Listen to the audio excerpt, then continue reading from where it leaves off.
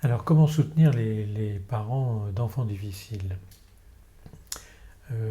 Tout d'abord, je pense qu'il faut essayer de faire cercle autour de l'enfant difficile avec les parents, non pas dans une dynamique de stigmatisation de leur enfant, qui leur rend la vie si difficile, mais un cercle dans lequel on va penser déjà dans une sorte de premier groupe, dans lequel on va penser que ce comportement de l'enfant est l'expression d'une souffrance de l'enfant.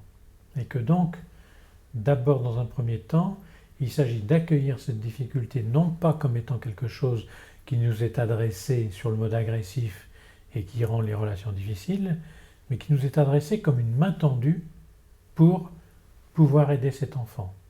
Alors que quelquefois l'enfant lui-même ne sait pas qu'il a besoin d'aide.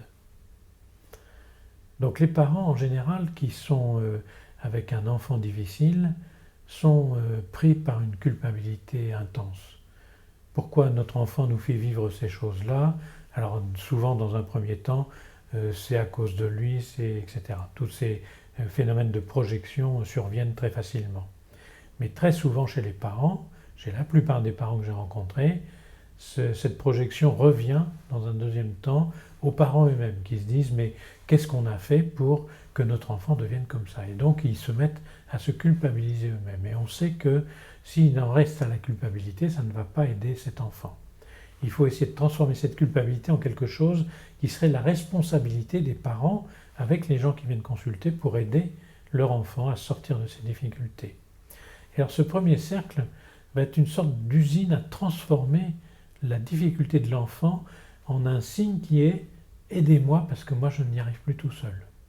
Et en fait, cette espèce de petit laboratoire qu'on va construire avec les parents, ça va être une surface de travail, de pensée, pour essayer de comprendre depuis quand c'est survenu, à quelle fréquence, à quelle amplitude, dans quelles circonstances particulières ça survient, ou au contraire ça s'apaise.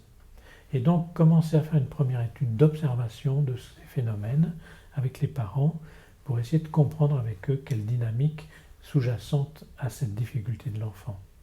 Et on se rend compte à ce moment-là que les parents rentrent dans un nouveau processus qui est non plus de décrier leur enfant qui est un enfant difficile, ce qu'ils disent à leurs amis, aux professionnels qui s'occupent d'eux à l'école, etc., mais se poser des questions sur comment est-ce qu'on peut transformer cette difficulté en souffrance et cette souffrance en quelque chose sur lequel on va pouvoir agir.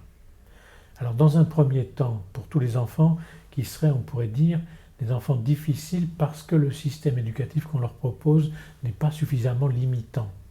Et les parents vont se poser des questions sur qu'est-ce qui, dans notre attitude éducative générale, peut être changé pour aider notre enfant à mieux se repérer par rapport aux limites dont j'ai déjà parlé.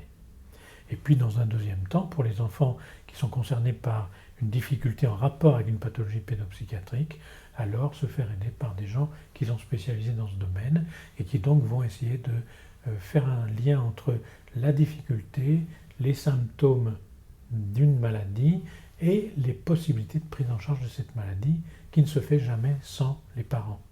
Et les parents vont avoir un rôle d'aide même dans le deuxième cas des symptômes d'enfants difficiles en rapport avec une maladie pédopsychiatrique, parce que l'enfant tout seul ne peut pas s'en sortir. Il a absolument besoin de ses parents pour l'aider, y compris dans cette aventure qu'est la maladie pédopsychiatrique.